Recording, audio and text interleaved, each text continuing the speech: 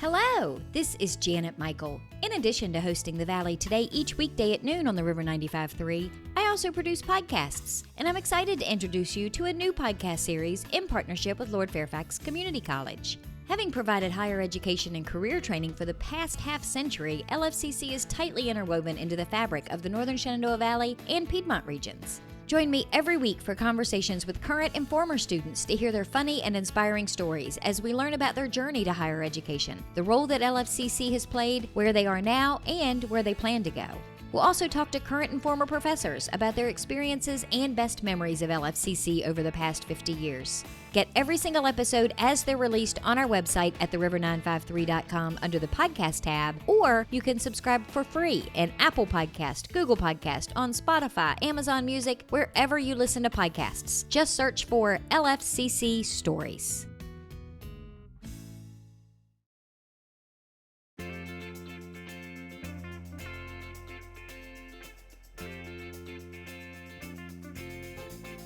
Hello and welcome to The Valley Today. I am your host, Janet Michael. Happy Friday. As you are listening to the show today, you have made it through another week, and we are talking to our Shenandoah County 4-Hers. It is that time of the year. The Shenandoah County Fair is less than 10 days away. We've got Carol Nansel on the screen with us pre-recording. She is the Shenandoah County Extension Agent, manages the 4-H program over there, and we've got some of your 4-H competitors that are going to show in the 4-H and FFA Livestock sale at the Shenandoah County Fair.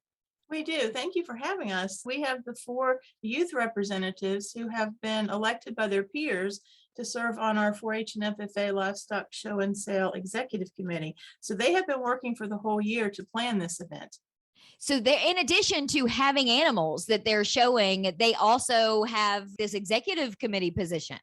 That's correct. So they have been giving a lot of service already this year with weigh-ins and with buyer assignments and working with younger exhibitors to help them learn what to do.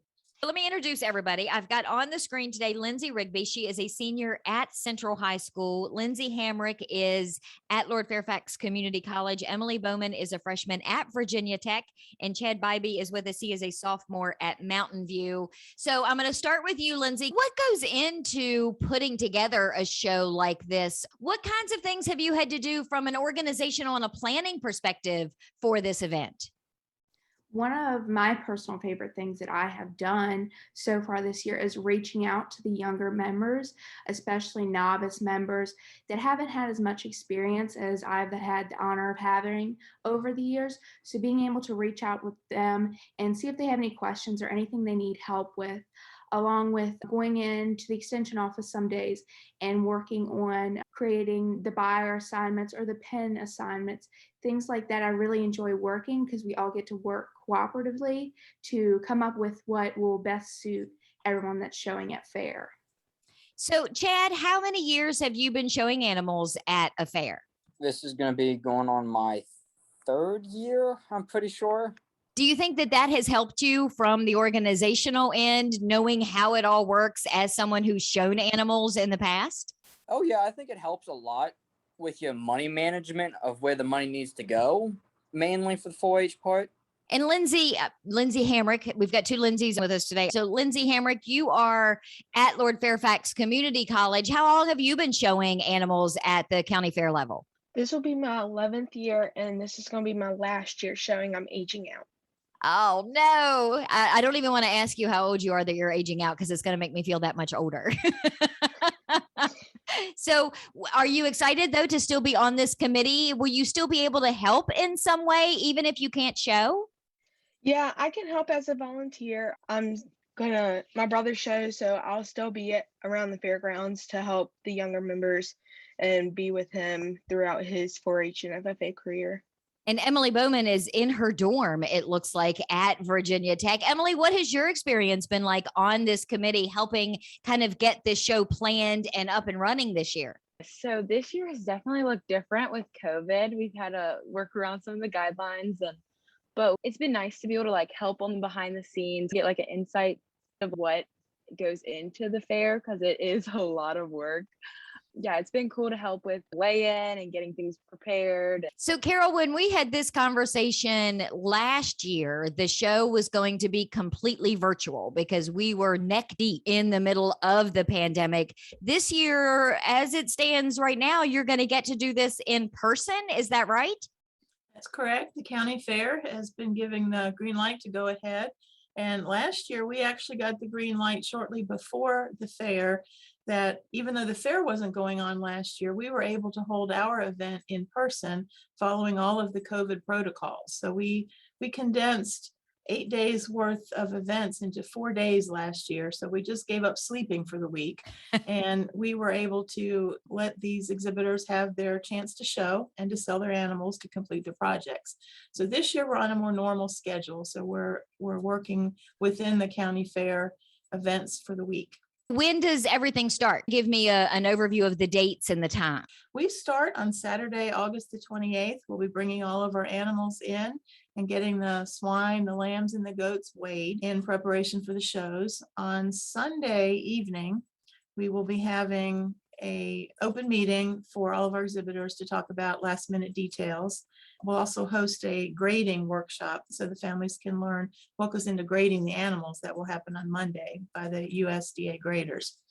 And so then Monday we have our sheep show. We'll grade the market steers, lambs, goats, and hogs.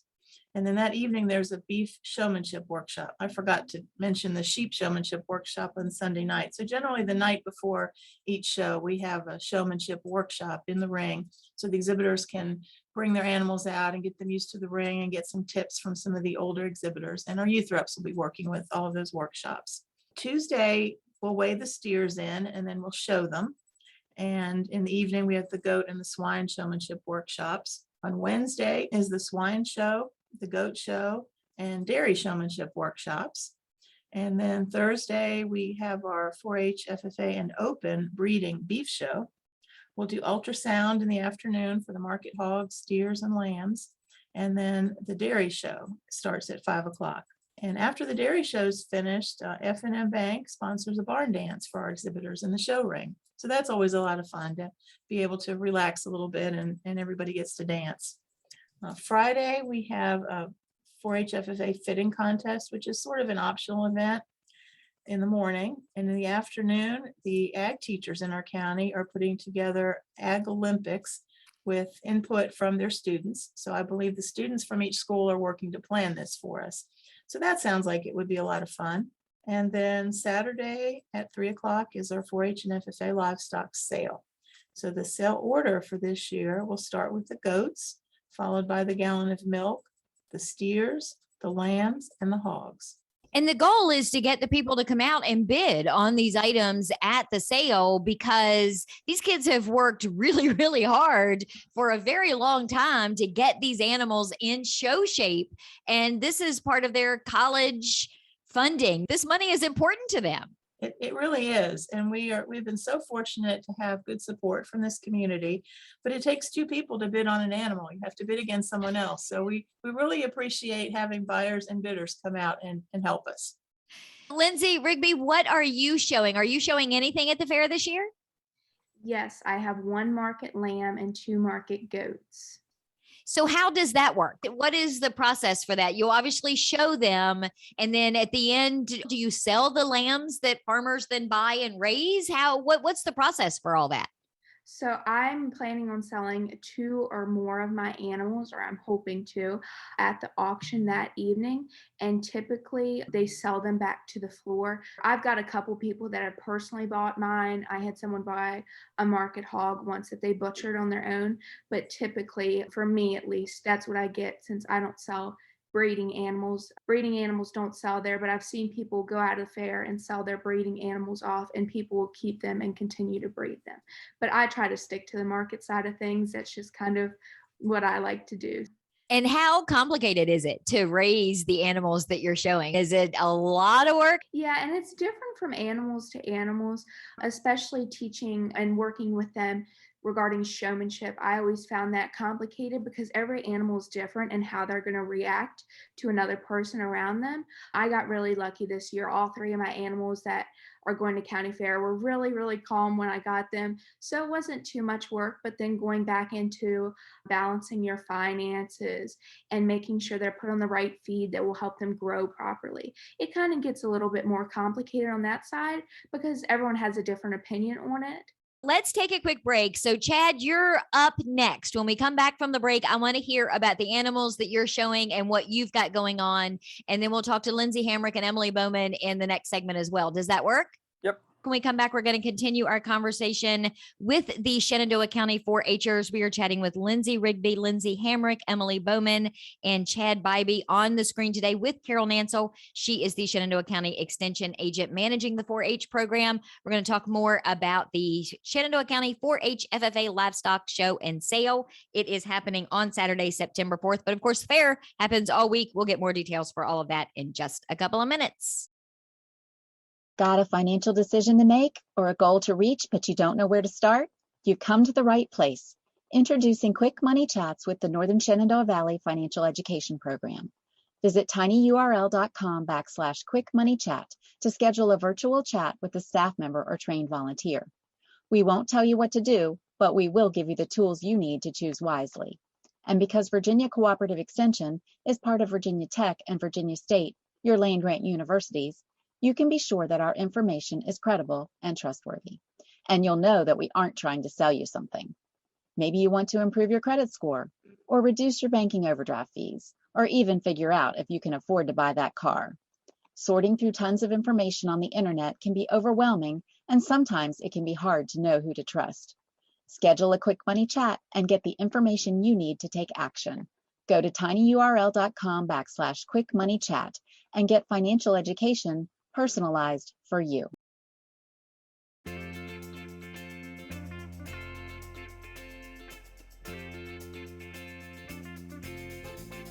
Welcome back to the Valley today. I am your host, Janet Michael. Happy Friday as you are listening to the show today. It is Extension Office Friday, and it is Shenandoah County's turn at the mic. Carol Nansel is with us on the Zoom screen pre-recording today. She is Shenandoah County's Extension Agent. We are talking with the Shenandoah County 4-Hers. They've got animals that they are showing and the planners as well. These kids aren't just showing animals. They have taken even more initiative to help with the planning of the event. So, Carol, I want to start with you before we chat for a second with Chad. Tell me about the livestock sale. When is it? Where is it? And how do I participate as a regular person? It will be Saturday, September the 4th, beginning at 3 o'clock at the Shenandoah County Fairgrounds. We'll be inside the Sharon Lilly 4-H FFA Livestock Arena. It's one of the newer buildings that's out there, and it's pretty hard to miss. Follow the crowd. And we do ask that buyers sign in and obtain a bidding number when they get there, just like any auction that you would go to. And we'll get your contact information. And we provide a dinner for buyers when they come in. So we'll have some food available for them to eat and enjoy during the sale. We also have an option. We started last year with accepting phone bidding due to the COVID issues. And we are continuing that this year. So we will be live streaming our sale. We'll also be live streaming our shows on the Shenandoah County 4-H Facebook page. So people can watch the live stream. And if they contact our office, we do have a form that we would like people to fill out so we know how to reach you during the sale. And we will call you and you may place bids over the phone. We'll have a volunteer working with you. So that way we know if you're interested in a certain species or a certain person's animal or several people's animals, then we'll make sure that we call you in time to bid on those. I love that idea. And it opens up for so many more people to be able to bid. Lindsey touched on this in the first segment about her buyers, because these guys kind of have to go out and get their own buyers to a certain degree to get those two people to have that bidding war, right? They do. These young people reach out to invite people to come to the sale. So, Chad, what are you showing in the fair this year? I'll be showing a market steer and a dairy heifer during the week. I have been working with the steer going on about a year and, 9 months. So when you're talking about steers and dairy cows, it's very different how you take care of these two animals and then how you show them, isn't it? Oh yeah. So showing is so completely different for dairy cows and beef cows. Beef cows, you set them up a certain way and you gotta calm them down with special sticks you scratch them with. And dairy cows, you want to set up to show off their udder and put more work into that to set them up a certain way. Their feet has to be a certain way compared to beef steers, which you want to show off the meat, the fat on them. So they're completely different, but it's fun. I think I love it. It's one of the few things I show. This is where I get my farm education every year when Carol brings you guys on. And every year y'all have been champions at teaching me what I don't know and not making me feel like a raving lunatic because I don't have the answers. So Lindsey Hamrick, I'm going to come over to you next and ask you, what are you showing at the fair this year? I have a market lamb, a pen of two lamb, and then I'm also showing a breeding heifer on Thursday. Okay, what was that thing in the middle? What is that exactly? A pen of two. So you have two lambs that you would pair together that look similar in height and width and length and stuff. And so you would match them up, and then the judge goes through the class and see which two pairs of the lambs look the best, and then it goes on from there. Now that's kind of cool. And that's not something I have ever heard of before. This is my second year doing it. I just got into lambs the last 4 years of my showing career.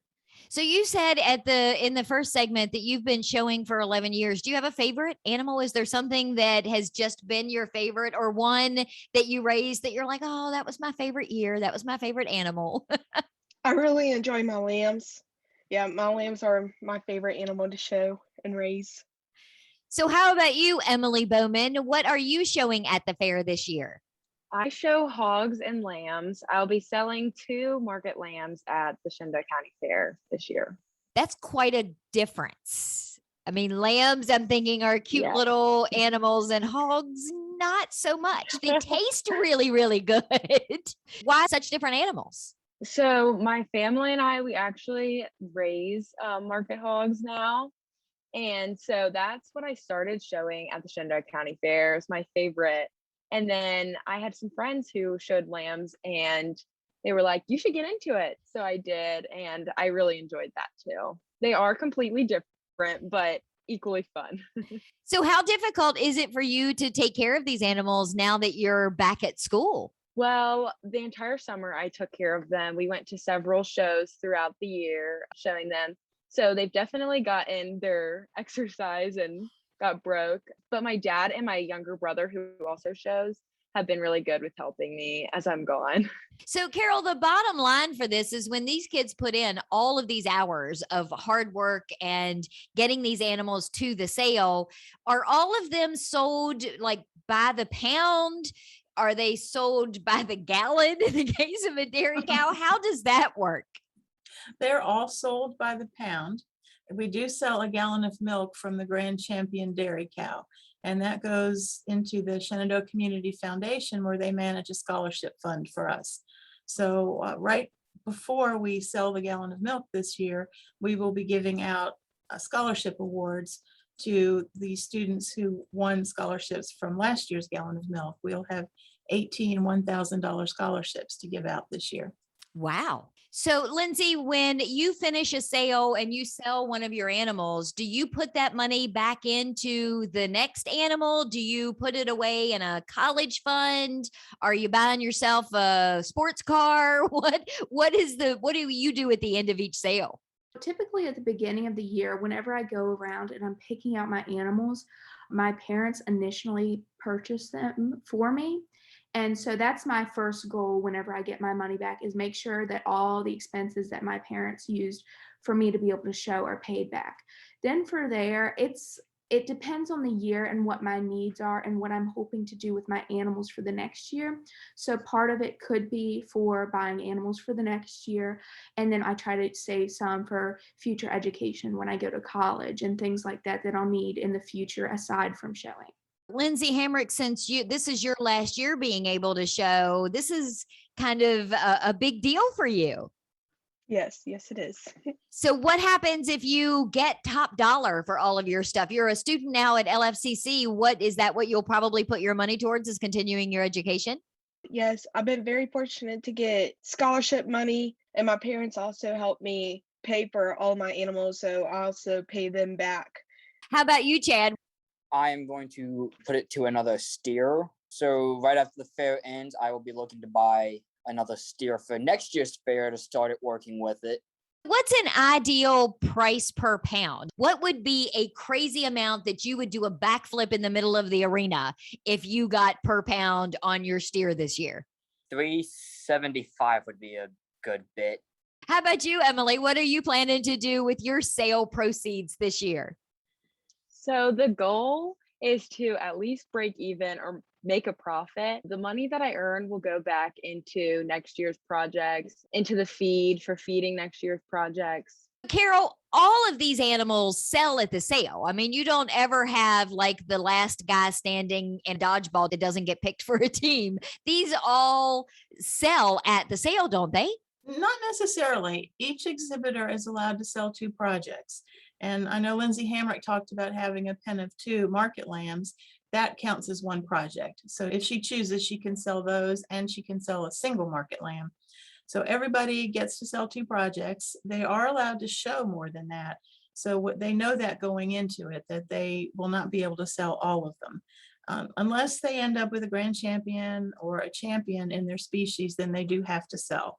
So some of them get really lucky if they get grand champions and champions, and they do get to sell more than the 2 that way. And if they're just coming to show, do they typically keep those animals and bring them back the second year? Or is there like I don't want to say a lifespan for how many times an animal can come to the fair, but is there a lifespan for how many times animals can make an appearance at the fair? With the market animals, no, because they're ready for market when they come to the fair. So they will have to do something with them, unless they're going to be a pet somewhere. But the breeding animals, they do frequently keep them from year to year and breed them. And then maybe they'll have offspring to bring to the fair from those animals, or they might sell them to recoup some of their expenses. I would guess winning awards for the breeding animals also helps in kind of raising the status of that particular animal. Yes. See, I only know that because of the dog show. So I can't even take credit for knowing something that I probably shouldn't have known. So tell me again, when and where and how can people participate in the 4-H FFA Livestock Show and Sale this year? It will be Saturday, September the 4th, 3 o'clock is when we start at the Shenandoah County Fairgrounds. We'll be in the Lilly Show Arena. Please come early so you can sign in and get a bidding number. If you would like to bid remotely through a phone bid, give our office a call at 459-6140, and we will send you a link that you can register, or we can take your information over the phone, either way. That way we'll have your contact information. We'll have a volunteer call you when it's time to bid on whatever it is you're interested in. And if somebody is listening to the show today and want to do the phone bid and they want to know what they want to bid on Lindsey Rigby's animal, or they want to bid on Emily Bowman's or Chad Biby's, will they know who the animal belongs to when they're bidding, so they can say, oh, I heard her on the radio, I want to buy her goat or whatever? Yes, we do put together a sale order. It's not available until like the Friday night before the sale on Saturday, because we have to use all of the results from the week and print this, but we can email the sale order out prior to the sale so they can follow along at home, and it identifies each animal with who the owner is and how much it weighs and what it is and what it graded, so they can make their own decisions on what they want to bid on. And then our volunteer calls and says, Lindsey Hamrick's is up in 6 animals and we're ready to go. Nice. And technically your animals are all now radio famous, so that should bring a little bit more at the auction block. And Carol, you mentioned earlier too, Shenandoah County 4-H Facebook page. How do people find that? What do they search for on Facebook to find you there? Shenandoah County 4-H. And so we will be live streaming our shows, and we will be live streaming the sale. As long as technology works with us, we will do that. As long as it works with you, you will work with it. Exactly. We are going to wrap up our conversation today. We have been chatting with Carol Nansel. She is the Shenandoah County Extension Agent For the 4-H program, we have been chatting with some of the competitors at the Shenandoah County 4-H FFA Livestock Show and Sale. Lindsey Rigby is a senior at Central High School. She is going to be showing at the fair this year. Lindsey Hamrick is at Lord Fairfax Community College. Chad Biby is a sophomore at Mountain View, and Emily Bowman is a freshman at Virginia Tech. Make some plans to go bid on their animals, because I'm telling you, as somebody who doesn't typically buy any kind of beef at the grocery store, if you can get it from the people that raised it, it is so much better than when you buy it anywhere else. So absolutely go and try and bid on some of these items from these kids at the Livestock Show and Sale. It is happening on Saturday, September 4th, starting at 3 p.m. Thank you all for taking some time out of your day to educate me on the skills that are required in showing and selling livestock. I appreciate all of you for that. Thank you for having us, Janet. Thank you. Thank you. Get out, have a great weekend. I will be back on Monday. We are completely changing gears for Monday's show. We are talking about Wine Fest. Kristen Lays is going to have a conversation with me from Belle Grove. Their wine festival is actually happening next weekend, so we're going to get all the details for that on Monday. So maybe back here for that conversation just a few minutes after noon.